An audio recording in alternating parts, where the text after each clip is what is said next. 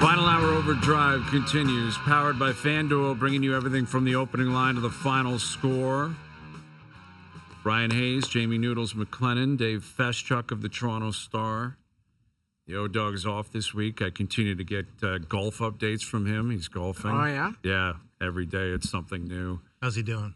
He seems to be doing pretty well. He's got the new P790s, the new irons from TaylorMade, and he said they're the greatest thing he's ever played in his life. Wow. So he's hitting them well with those new irons. He said he's got 10 birdies in 2 rounds, which may be fabricated and completely bogus. Could be fake news. Could be completely bogus. I don't know. The scoring. Like, he's a good player. Very good player. Yeah, but he's like, you won't believe these things. They're unreal, and he's feeling good and playing well, and he's jacked for the players this week. And we'll get into it a little bit later on because we'll catch up with Lawrence Applebaum of Golf Canada's down there. But this Rory McIlroy scene is pretty wild. So he was out practicing today, and I guess he hit a ball into the water, which is not rare at all at Sawgrass, right? No. There's water on every single hole. And some guy yells out, just like at Augusta in 2011. And that's when he really threw up on the back nine. Yeah. On the 10th hole in particular, he snapped one left to a place that no one's ever hit a golf ball before. And he walks over, and we're watching it on TSN2, and he takes the guy's phone and then just walks away with it. Yeah. And, I mean, obviously that is illegal. You can't just take a guy's phone. Yes. And it'd be one thing if he was snapping pictures of Rory, like out in private with his kids or something, and he snapped and said, give me your phone and get rid of it. Guy's at a golf course. He's chirping. I don't know why you would ever chirp a professional during a practice round. Yeah. That, to me, is absurd behavior by anybody. It's attention seekers that want to go viral. It could be that. You think this was the plan? Like the guy, he thought, I'm going to get to Rory. He's going to come over and approach me, and I'm going to go viral. You think this guy had that deep of a plan when it comes to McIlroy? Or was he possibly buckled and just chirping everyone that came through? That's possible. It's probably some TikToker or something trying to be. I love seeing on Instagram or something where, they try these TikTokers or, guys that want to go viral. They try these pranks and it backfires and the guy just beats the hell out of them or, attack. Like, I love that stuff because, they get what they deserve sometimes. But Rory, what did he do with the phone? Like, did anybody follow up? Like, did he go and put it in a porta potty? Did he go and Like the guy's got to get his phone back. Like, that's his property, regardless of what he did. Well, exactly. I mean, in all seriousness, you're stealing something from someone. Yeah. Like, you can't walk over and just take a guy's phone. Like, unless this was some premeditated plan, I can't imagine Rory would want anything to do with. But it concerns me because he's been playing so well. And I said last week, I'm like, I think he's going to do it at the Masters this year. That would suggest to me that 2011 meltdown is still bothering him, like, 14 years later. It has nothing to do with the players, which is confusing. I would think if you're going to chirp him, you'd use the U.S. Open last year. Yeah. Right? Like, that's much more fresh, and you would think more of an open wound for McIlroy. Except the Augusta thing, it's about the career Grand The Slam. only thing he hasn't won, And, that every time he shows up in April, they're always asking Gary Player and Jack Nicklaus, do you think Rory's ever going to win the career Grand Slam? Yeah. Of course, they ask Rory, do you think you'll ever win the career Grand Slam? Well, that's the beauty of Augusta, no phones. Yeah. Right? So if someone chirps him at Augusta, what does he do? He can't take their phone. Nobody chirps at Augusta, though. Nobody really chirps. Everyone's under their best behavior. Everyone's so scared of getting thrown out. It's kind of a privilege there, right? It's a privilege to be on there. So if you get banned from there, like, would they enforce that? I always wonder. I think they would, Noodles, because their ticket system is all it's automated effectively. I mean, you have these kind of like cards. They call them badges. Badges, that's right. They're badges, but you have to swipe them to get in. Right. And they've got your identity. They've got who you are. I don't think that's a place that you're messing around with. Like, you're not jumping over a fence or something to get into Augusta. Like, they'll track waste management. No, exactly.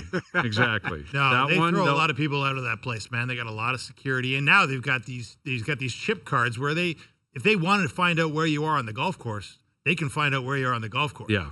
They know where you are at all times. And if you're messing around, you just get a tap on the shoulder. It's time to leave now. We do need a follow-up, on the phone. I'm sorry. Like, there has to be a follow-up story on the phone. I agree. Yeah, the reporting hasn't been great. There's a couple of these Rory trackers on social media. One guy's saying now this wasn't today, it was yesterday. Somebody was saying it was the 17th. Now they're saying it wasn't the 17th. I don't know what to believe. All right. I can't tell. Well, we'll see if Lawrence can give us an answer on that a little bit later on. Raptors, Sixers tonight. Scotty Barnes is out. Now, no one knows why he's out, but he's out. Scotty's not playing tonight. Yeah, he's resting. He's resting, just like Emmanuel Quickly. Two guys in their mid to early 20s. Got to just shut it down, man. It's been tough. It's been a tough grind. So we'll get to that with our best bets a little bit later this afternoon. But here's our TSN hockey insider, Darren Dreger. What's happening, Dregs? Hey, Bills. I'm just trying to figure out what's going on there. Like I'm about now. I'd be about 200 yards from the studio. Yes. So okay, so you're here. You're in the building tonight, is what you're telling me. No. I'm just joking. I don't want to throw Josh completely. Tomorrow I will be. All right. So if we want to revisit tomorrow, I'll be okay. Okay. No, getting set up for the night that is. That's all I'm doing. Yeah, we got some good games tonight and tomorrow. You'll be here, I guess, for the panel, right? We got Leafs Panthers tomorrow, and I'm sure the Leafs will try to downplay it and they'll say, it's just any other game, and we want to win like every other time we step on the ice. But it's a massive game for both teams. But I think it's clear that the Leafs are the one with more at stake, right, Dregs? Sure. Like Florida's going to be pretty comfortable, I think, whoever they play against. The Leafs, the idea of them being in a position where they can avoid either playing the Panthers or the Lightning, it's almost like playoff pressure before you get to the playoffs. Yes. Like here's an opportunity for you, the Maple Leafs, to prove you can put your foot to the foot down here and possibly win the division. It would be massively beneficial for them. Yeah, I couldn't agree more. And I mean, you never know, right? Like, sometimes when you face the best right out of the gate, it can pay dividends. But that hasn't been the case for the Maple Leafs. So, maybe you need to just kind of go through the grind a little bit more than they have, even though there have been deep disappointments. Get through that first round and then see where you're situated. I mean, when I look at the Maple Leafs roster now, I'm sure True Living Company are going to wonder, did they do enough? But they did a fair bit, right? You had Brandon Carlo. You're going to get Tanev back healthy here real quick. And you have Scotty Lawton as your third-line center. So there's lots of reason to think that the Maple Leafs have bolstered their lineup. But then you look at Tampa Bay, you look at Florida, you look at some of these other teams, and you're still questioning as to whether or not that's true. So we get a real good taste tomorrow night as to what Florida is going to be completely made of. And we're not going to know that yet until Brad Marchand steps into the mix. So you win that top spot in the Atlantic, and it opens up doors, I think. Otherwise, you're facing the same demons that you've faced for the last few years. I agree, Dregs. But, you are facing a team not without Marchand, without Tkachuk, now without Ekblad. So, they are on paper weakened. That's the one thing that, so you do have to go for that top spot. Dregs, I just wanted to, circle back on the trade deadline. You guys, the insiders, do such a great job. Were there, without telling tales, but were there other, maybe crazy trades that just didn't come to fruition, whether it was time or, the teams couldn't agree on the final product? Noodles, you always go down that road. Not you specifically, we collectively. And I'm sure there were some. I mean, as far as the bigger items go, I'm sure Leaf fans want to hear about, what happened with Mikko Rantanen. Was it even possible that he was going to end up in Toronto? And I think was it close? 100% it was. It was. My sense is that Toronto was plan B. If Dallas didn't work out, Toronto was plan B. Now, Marner was not going out the other side. Nyes wasn't going out the other side. It probably would have been a collection of other items. Obviously the prospects that have been speculated on. I don't want to go too deep into the weeds here, but and how juicy would that have been if that had come to fruition, especially if you're not, Mikko Rantanen probably wasn't going to go through the possibility of a third trade without an extension. And that could have been conceivable as well. Whatever team is getting him, in this case, Dallas said, we're not making the trade without an extension. Toronto probably would have been the same. Any team that was willing to step up would have been the same. So then what does that do to the Marner situation? I think it becomes pretty obvious what it does, right? Yeah. So, I mean, it got pretty dicey. And the reason it got dicey, and I think we're safe in saying that there wasn't a firm answer until noon Eastern on Friday, that there wasn't a deal outside of Dallas that wasn't going to happen. And that's from high-level sourcing there. And look, we know the night before, early evening or early morning of Friday, that Dallas and Carolina had made that trade, but it was conditional on the extension. And I know for a fact that there was outside consideration and conversation, negotiations, upwards of noon Eastern on Friday.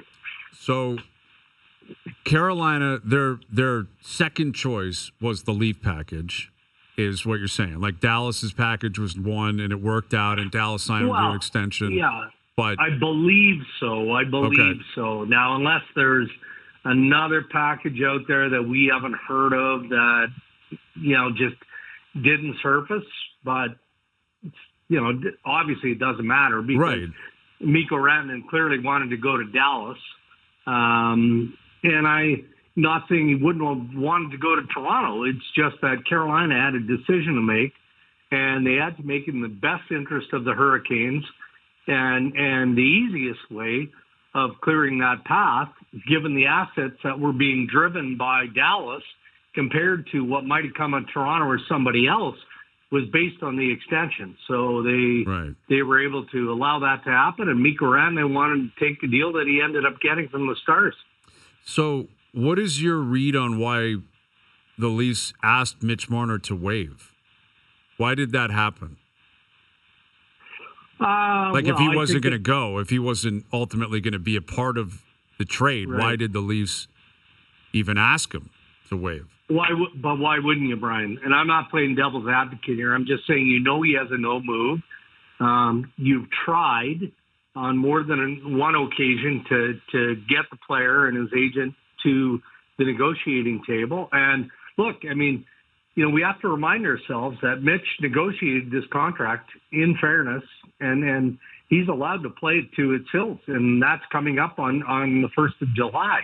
And it has a no-move clause. So, as he stated at the beginning of the year, he didn't want to move away from the focus of being the best player he can be for the Toronto Maple Leafs, and I feel like he's lived up to that. And his focus hasn't changed. But if you're the GM or you're the hockey operations of the Maple Leafs, God, aren't you trying to get him to the table? Like, we're willing to spend the money because we value the asset of Mitch Marner, so let's get negotiating. But he hasn't been able to do that, and that's just true to what he said prior to the start of the year. He just wanted to focus on hockey. So then the next move in that play is, okay, well, now you're open to vulnerability. And other teams pay close attention, as we would expect, to every team's RFAs, UFAs, all of that.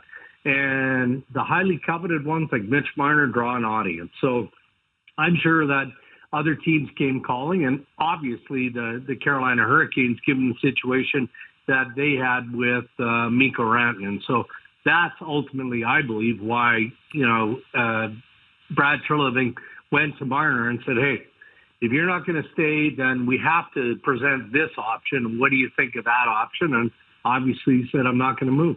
Yeah, I'm just trying to trying to put the puzzle together here where I picture a scenario where if you're Tree Living and Company, you go to them and I guess you say, listen, do you want to waive? Because Carolina, they'll take you, and then we'll take Rantanen and move on. But if you don't want to waive, fine. But you have to know we've put another package together that if they take that, we're bringing in Rantanen and signing him, and then you're gone. Is that the and then again, my thought would be, because if they want Marner, more than Rantanen. Basically, it's you got an hour here because Carolina might take it, and then we sign them. Do you want to negotiate the next hour? And I guess Marner just called their bluff and said, I'm not waiving, and if you want to go get Rantanen, go ahead. And neither happened. And now what? And now what happens? But that's what he's entitled to do. No, I'm not disputing that, Dregs. But I'm just saying, it could have been a scenario for Marner. Like if he said, "I'm not waiving," and obviously you're the lead, you can do whatever you want to do. Or they could have, in a different universe, acquired Rantanen, given him 8 years by 13, and effectively Mitch Marner gets to 3 p.m. and goes, "This is it for me. I'm gone after this season. Right? I'm out of here." But he was willing to risk that. Yes. Yes. I mean, it seems like that he was willing to risk that, and how uncomfortable and awkward or great would it have been? How do we know? We're never going to know because it didn't happen. I mean, I'm going to give Mitch full credit here because he knew this was how it was going to play out from the beginning of the year. It's not like, Toronto didn't try and get into negotiations in the off season, right? He knew that. That's the environment that this kid has played in and has experienced. So there's no way that they wouldn't have had that scenario in mind. Now, maybe it played out that way closer to the deadline because I don't think that 2 months ago anyone expected that Mikko Rantanen was going to be traded by Colorado to Carolina.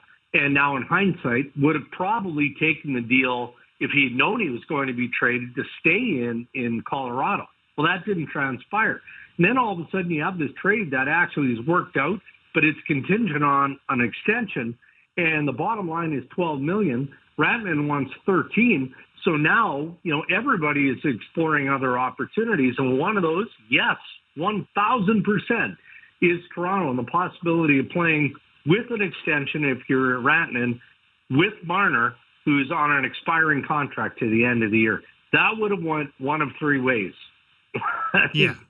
No good, okay, and they win a Stanley Cup, and then one guy leaves at the end of the year. I mean, how else does it factor in? It's crazy. Well, the other kind of quizzical thing here, Dregs, is the idea that we hear Brindamore in Carolina say that, hey, Rantanen showed up and said, there's 4 places I want to go and sign, and you're not one of them. And then today Rantanen comes out and says, oh, no, I would have considered signing in Carolina. Who are we to believe on that front? Well, Dave, I'll leave that to you, but I was told point blank by my sources that was not the message to the Carolina Hurricanes. Mm-hmm. Now, how Rod interpreted that from messaging from above, because Rod Brindamore is not negotiating contract extensions with his players. Right. Is he in the know? Of course he's in the know. I mean, nobody has more swagger as an NHL coach than Rod Brindamore has, by NHL standards. I think that was a bit of an exaggeration because I never had that interpretation going into Friday, and I've talked to the Rantanen camp since, and I think that, and I haven't watched or heard the entire interview, but I think Eric Tulsky came out publicly yesterday and tried to correct all of that. So I don't know. How do you know? Honestly, when you're in that, I can tell you one thing I know is that Mikko Rantanen did not expect to be traded. And he's made this clear. He didn't know that Colorado was this is our final offer. If you don't take it, we're trading you. And maybe he had taken it if he understood that. Okay, well, that's water under the bridge. That happened. But, he wasn't going to Carolina thinking that he was going to extend there. He was open-minded, my understanding is, to getting there and seeing how it played out, and wasn't going to be forced into signing in an extension. And frankly, that's what the trade deadline is all about. So now you've got an active owner in Tom Dunman who's like, well, we just gave up a fair bit to acquire this player. I'm not letting him walk out the door for nothing, which is what could have happened. So let's cut bait. I think that's probably more to the reality. With Darren Dreger, TSN Hockey Insider, what's your read on what happens with the Vancouver Canucks over the next, let's say, 6 months? Yeah. who stays, who goes, how, like, because they lost again last night. They have 13 wins on home ice this year. Pretty staggering number for a team that played the way they did last year. Pettersson, we know what's going on with him. Hughes in and out of the lineup. He might play tonight. Demko's a mess. Like it's flipped so drastically. The market is so rattled. It is. What do you see happening here? Well, I mean, a month ago we were led to believe that Vancouver just had to get a centerman.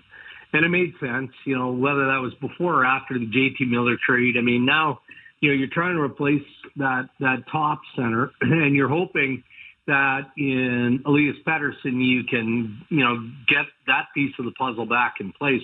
And neither happened.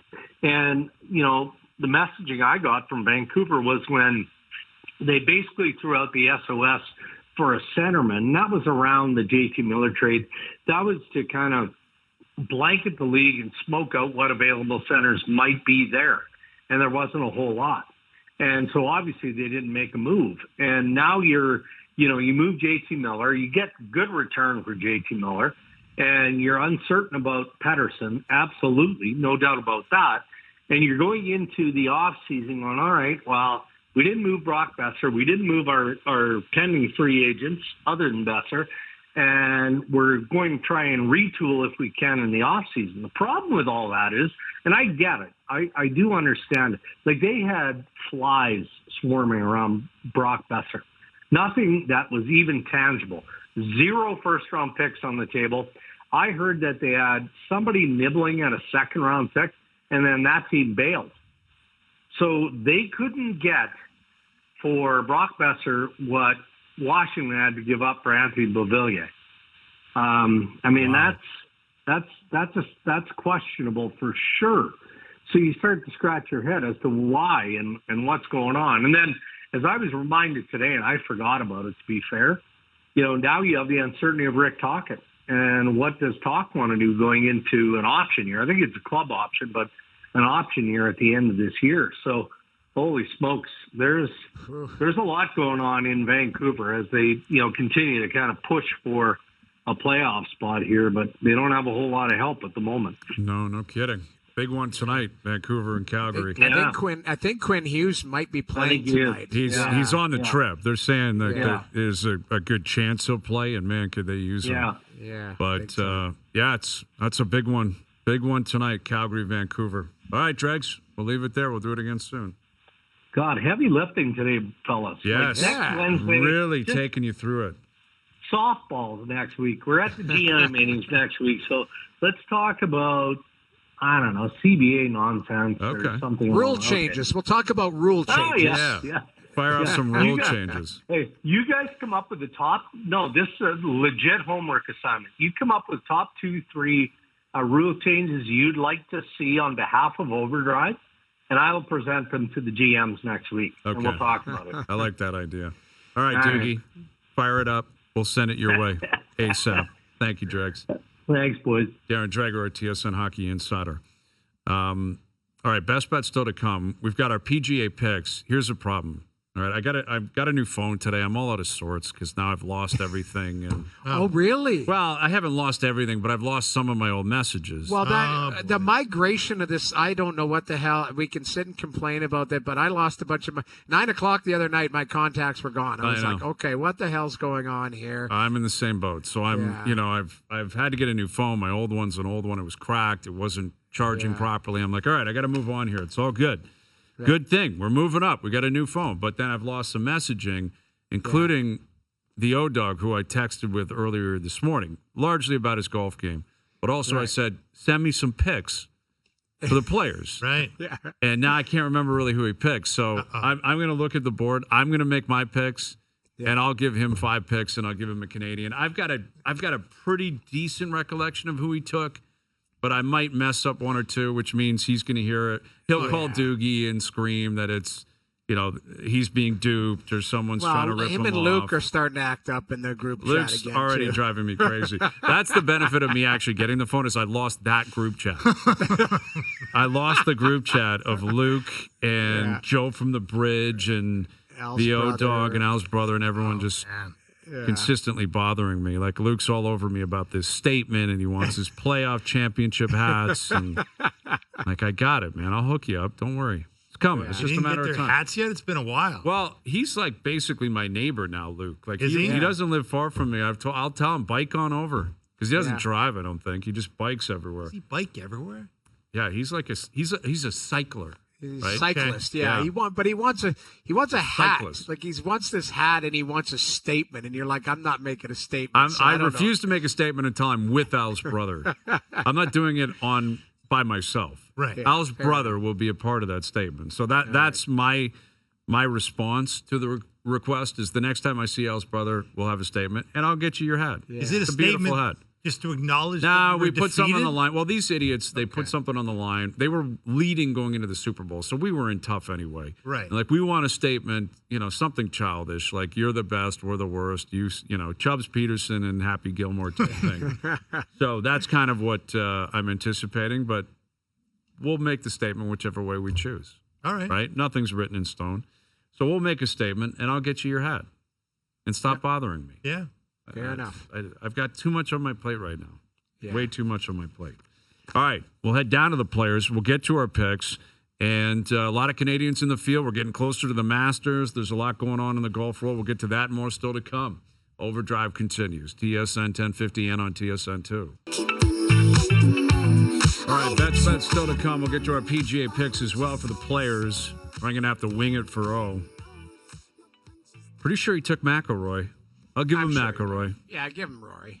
I'll give him McIlroy. But, McIlroy bent out of shape, stealing phones down there, talking about YouTube golf, right, which is a recent phenomenon in the golf world, really. There is this separate universe of people that are making a serious amount of bank. Oh, yes. Just playing golf in different courses and just a different personality, more relaxed and all this kind of stuff. And, Rory said I'd prefer to watch the players on Sunday than YouTube golf. Well, obviously, Rory. Yes, of course. I would expect you to say that, and I think most people would say that. Yeah. But the thing is, the tour, you're not on all the time. So on a Tuesday morning, people are like, well, what can I watch? I'll go check this out. I think it's a good thing for the sport. Like, that's kind of where the PGA Tour is right now. Jay Monahan spoke of it earlier this week, that they're in this new era, and they're trying to, market the game differently and try to allow you to view the game differently. They're going to expose slow play by the end of the year. Good luck with that. You don't think that's going to happen? Well, they've been trying to do that for years, and it just gets slower. Well, they're claiming they're going to out players. We'll see. Really? I want to see that happen at public and private places all throughout the country. Wouldn't that be Just if somebody's rated as slow, you out them. You have a list of slow players. Absolutely. I think you can track this stuff, and we have a guy on the line who could spearhead this. He has that Yes, kind he of could. power in the golf community. He does. He is the CEO of Golf Canada. He is Lawrence Applebaum. Lawrence, I need you to do this. I need you to be tracking time of play on Canadian golf courses throughout the country. Can you promise me you'll look into that? Well, we slapped a tracker on you, Hazy. I don't know if you know this, but we followed you for all of 2024. We had a little GPS tracker. Your time was 4:06. That was your annual time. Okay. All your rounds together. So you were pretty good.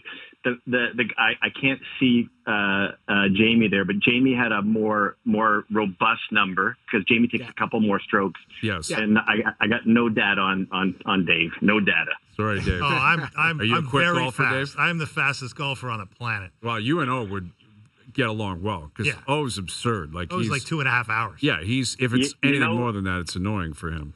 You know who might be the fastest golfer I ever probably played with outside of O would probably be, and this is a horrific name drop, but Sidney Crosby puts the peg in the ground. By the time the peg's in the ground, the ball's in the air.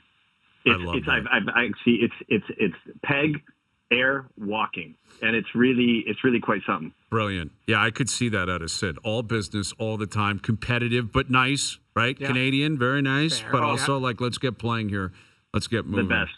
Yeah. The best. I like that idea. Yeah, well, how are we feeling down there? I mean, this is obviously a big one. We got the players, the fifth major, and the course looks great. Every year you get down there and they say it's in better shape than it's ever been in. You've been to this tournament many, many times. Would you concede that? Do you think the course is ready to rock this week? Yeah, a big TSN contingent down here. Yep. Really looking forward to seeing it all weekend. But just to paint a picture for you, it's the kind of day that we kind of dream in Canada all sort of winter for. It's like the snow is going to melt, but it was 22. There wasn't a cloud in the sky. This place is so lush and green. It just is a tremendous golf course. It is really nice to see. Spend a lot of time with our Canadian players out there, and one of the things that makes us all sort of really smile is that they play their practice rounds together. They have fun. They're sort of rubbing off on each other in terms of the competitive set because they're all playing pretty good. But it's just a perfect day, and it reminds us that spring is coming and we're not that far away. So, Lawrence, there's a lot of talk, at the players. There's always a press conference with the PGA Tour Commissioner, Jay Monahan, and we've been talking about this ad nauseum about when is the merger coming, when is golf going to be united. I mean, what's the buzz you're hearing? I know you rub elbows with a lot of highbrow golf people. Are you getting any insight into what might be coming down the pipe? Well, I had so many thoughts. I saw Jeff O'Neill down here. I didn't see him actually, but he'd be down there. It wouldn't surprise any of us if he was. Do you know what? In all seriousness, it's a really good question. I think that momentum is moving towards that reunification of the game that everybody wants to see. In all these incredible positive stories we're having about golf, the growth. We've had this, incredible growth in the game around the world, but particularly in Canada. And this is the one area that people sort of have been focusing is they want to see best on best. They want to see the best players together. I think the PGA Tour players are pretty unified in their voice, particularly Rory, in saying, we want them together. It's coming. And I know we've all been hearing that for a while, but I feel the energy from Jay. I feel the energy from his team. I love the fact that some of these new names and new faces in the competitive tension that still exists on the PGA Tour is what's driving the sport. And we've got, new talents and new guys like Ludwig Aberg and, obviously Russell Henley played very well over the weekend. But I really like the health of the game. And I'm in particularly obviously looking really forward to seeing all these stars come up to the RBC Canadian Open and play a track that they are so curious about, guys. Every sort of the Canadian players asking lots of questions. Most of them have played it, but their colleagues are really trying to get some information about what TPC Toronto will play like and this great location that we're having the RBC Canadian Open in early June. You just mentioned Rory. That wasn't you heckling him and he took your phone, obviously, because what do you make of that? I mean, it's just such a weird moment, and I don't know if it's been turned into a joke or because we saw, the video of it online, but has anything else come out of it? And I would be disappointed if we were at your event, Lawrence, and somebody started heckling the guys. It's so unbecoming. I don't like it. Wait, I didn't. I wanted to joke. I've got this phone. Rory handed me this phone on 18. It was so weird, but you know what, Noodles? It's that feeling and fan involvement that we so much love. We just don't want it to cross the line. When we've had our rink hole, or you see what's going on, like this year at 16 at Waste Management, it's like we want people to be boisterous. We want them to have fun. I just caught a snippet of the video. It was a bit odd, but we've had a real nice chance to get to know Rory in his his 2-time wins and his time with us up in Canada, and he's honestly as good as he seems to be. He's candid and direct and thoughtful and fun, and to see him hit the ball is like a sight, and so. They're having a little more fun at the players, and we like that. Our event is modeled in many ways after that. It's about a great golf course. It's about food, fun, a little music, a few drinks, and, everything from families being very comfortable to having all your friends and couples and boys and girls coming out. So we like that mix, and I think it reflects what people want to see. you guys were talking about it a little bit at the beginning of the show about this, they had this Creator Classic going on today. Mm-hmm. And I was standing on number 10, and there literally was, they were 10 deep down number 10. And, it made me think about, maybe we have an OverDrive Creator Classic. Ooh. Maybe we get some teams I like that together. idea. I like that idea. I see Noodles captaining a team. I see Hazy captaining a team. Dave will probably pick. There's this guy Oscar Feschuk who can stripe a ball. He'll probably pick his own guy. Yeah. But this creator OverDrive Classic, maybe it's got some legs, Hazy. I like this idea. Because, and we'd need. The handicaps would have to be locked in. Oh, yeah. That's my concern, Lawrence, is that O shows up and he's always like, well, I'll play off a 3, like nonchalant. I'm like, here we go. This guy's going to shoot 68. And he's claiming he's a 3. And he complains that everyone else is a sandbagger. Right. But I need O's cap dialed in. You mentioned Oscar, your boy Dave. Like, his cap will be dialed. So if he were to be a part of it, how many strokes would I be getting off your kid? At least 10, 12, 14 strokes. Minimum, I would think. But I think there's some legs there because you're right. Like, it's been really nice in Toronto the last couple of days. Today it got cold, but before you know it, TPC Toronto, man, it's go time, Lawrence. And Rory will be up there. The Canadians will be up there. Corey Connors, how good was he last week at the Arnie Palmer? And do you have a read on any of the Canadians this week? Because I'm going to make my picks here in a moment.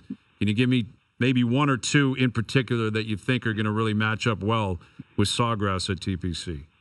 Yeah, I think I foreshadowed this question coming. I thought you were going to do your picks before my hit. No, but I'm waiting for him.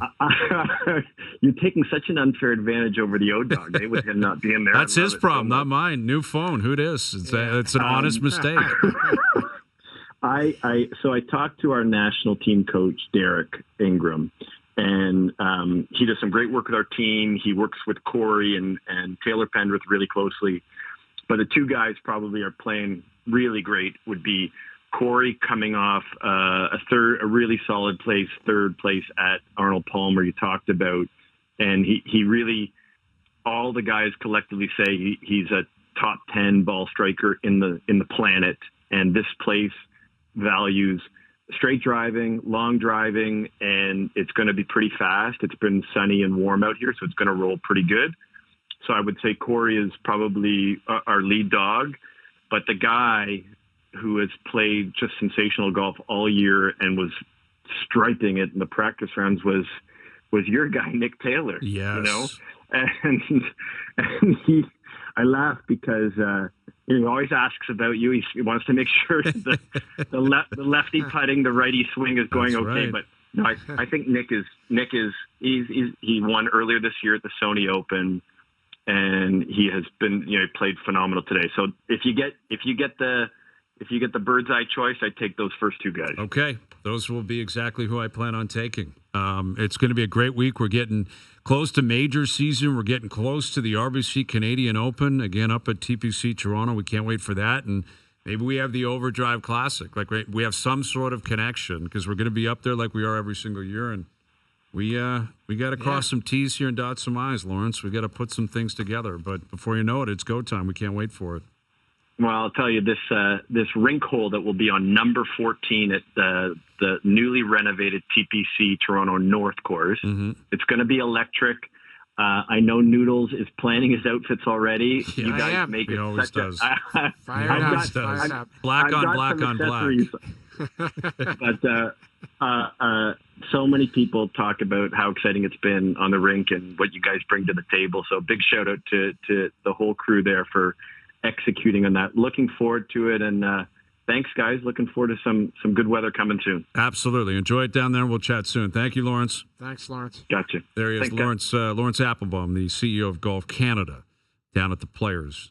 And perfect segue into our picks. So I think I remember who he wanted. Okay. Oh, all right. So the OverDrive PGA picks are brought to you by TaylorMade, introducing the all-new QI35 drivers for more distance from more of the face. Unlock another level for your game at TaylorMadeGolf.ca.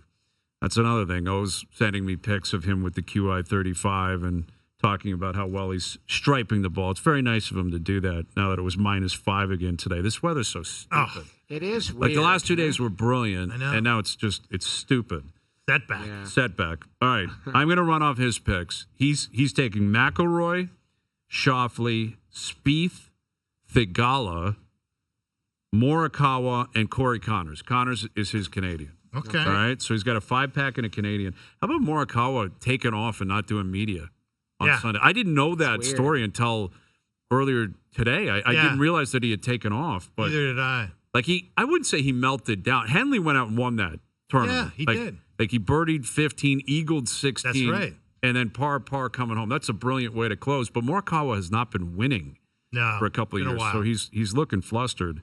But at the same time, I guess McIlroy set the tone at the U.S. Open. He took off too, right? Like when he kind of threw that tournament away, he left and didn't do media. Look. But it's not a good look, especially when the players are always like, "It's our sport, it's our tour. You know, we're invested in it." Well, then go out there and speak and talk about it. I mean, you're making a ton of money anyways. The agony of defeat's a good angle, and people want to see the human side. Exactly. And it's Arnold Palmer's place. Like, go out there and speak to people. All right, my 5-pack. I got to take Scheffler. Like, he's standing right there. I'm going to take Scheffler. I'm going to take Ludwig as well. Oberg is now living in that area, like in the Jacksonville area. He said he's played this course a ton. He is a pure ball striker. I love his game. I think he wins. I wouldn't be shocked if he won the Masters this year. He's that good. Yeah, he was in the final pairing, I believe, last year. Or was it Morikawa and Scheffler? He was in the second last, I believe. He was right there. He's right there with DeChambeau, and he had himself a great run. So I will start with those two. I'm going to take Shane Lowry, who's been playing very well recently, loves to play a tough course. I will take Lowry. I'm going to take Wyndham Clark, who almost won the tournament last year. Remember, he lipped out on the 72nd hole, and he was right there with Scotty. That's 4. I need a 5th. I'm going to take a guy who I won here a couple years ago, who has been playing much better recently. I'm going to take Justin Thomas. Okay. I'll take JT. Right. I think JT's been in the hunt. He's going to get back in the winner's circle at some point. He's too good of a player. Last year was a complete write-off for him. Putting better. Putting a lot better, and he likes this course. He's had success at this course. I will take Justin Thomas. And Speaking of slow play, by the way. Yeah, JT. Yeah. And my Canadian's Nick Taylor. Yeah. You know, I got to take Nick That's Taylor. your guy. That's your guy. You made That's Nick my Taylor guy. what he is. I really did. You got to take him. At St. George's. Yeah. What a 9-hole stretch. What an incredible You're run. still that's your go-to. That's when you my talk exactly. To people. You That's had a 9-hole stretch that was right there with the pros. Yeah. Like that's me and what Nick it was. Taylor at St. George's. Incredible. Back 9. No one's ever seen anything like it. Legendary stuff. Yeah, with the grappler cruising around and taking pictures and videos, and I hope I didn't lose still those got those. pictures and videos. That's a good point. You better have those videos. Yeah. If there's no proof, I'll fly to Apple if I have to. I don't care. Like I'm gotta be getting in the cloud somewhere. those pics and videos, clouds or whatever it is. Yeah, all the pictures of my kids and all that kind of stuff. God. Whatever. But Nick Taylor and me at St. G's, I need those. Yeah, we need that. The OverDrive PJ Picks brought to you by TaylorMade, introducing the all-new QI35 drivers for more distance from more of the face. Unlock another level for your game at TaylorMadeGolf.ca. All right, we'll come back with our best bets. OverDrive continues. TSN 1050 and on the TSN app. All right, today's best bets are powered by FanDuel. Make your picks and assemble a same-game parlay in seconds on the FanDuel Sportsbook app. The line is now down to 3 because Scotty Barnes is out tonight. Raptors have 9 guys. Raptors have 9 guys. I still feel like they're going to win tonight. Probably. Like, I laid the points the other day, and it was a great bet. Like, they blew the doors off Washington. Maybe Darko will play. Yeah, maybe Darko can get out there against Nick Nurse. Well, Nick is going to play hard. Like, That's Nick's the thing. gonna Like, try. especially a game like this in Toronto, I guess you're right. Like, Nick is going to try, but who do they have that's playing? The thing. They have Like, nobody. Philly's got nothing. They never win. It's a bunch of two-way 10-day nobodies against a bunch of two-way 10-day nobodies. That's the thing. Like, it's almost like a field goal's like the field goal for home field is kind of the differentiator there, and I'm gonna lay the points. Darko Raptors needs to win more. He doesn't have a ring. No. Nick Nurse has got that ring. Darko's trying to put forth a culture here. Although Masai might be mad at him if he wins. That's the amazing thing. Today's best bets powered by FanDuel. Live same game parlays are now available for every NBA game on the FanDuel Sportsbook app. Please play responsibly. 18+. Physically located in Ontario. All right. Well, we'll see what comes out of that game tonight. What a difference that building's going to have. Raptors, Sixers tonight. Leafs, Panthers tomorrow. That is a night totally, and day. totally night and day vibe. That's the one thing you can say for the NHL, Noodles. At least the guys show up and freaking play hard. Yeah, they come to play hard. I will. Yeah, we'll say that. Tomorrow night will be an awesome That's game. going to be a good game. Yeah, bunch of good games in the NHL tonight. NBA, you got OKC Celtics tonight. That's going to be a great game. That'll be a good one. All right, boys. Good seeing you guys as always. Dave, thank you for doing this. Appreciate it. Thanks to everyone behind the scenes for helping out. We appreciate that. Everyone for tuning in today. TV, radio, podcast, web. We appreciate it. We're out of here. Enjoy your evenings. Enjoy the games tonight. We're back tomorrow at 4 p.m. We'll chat then.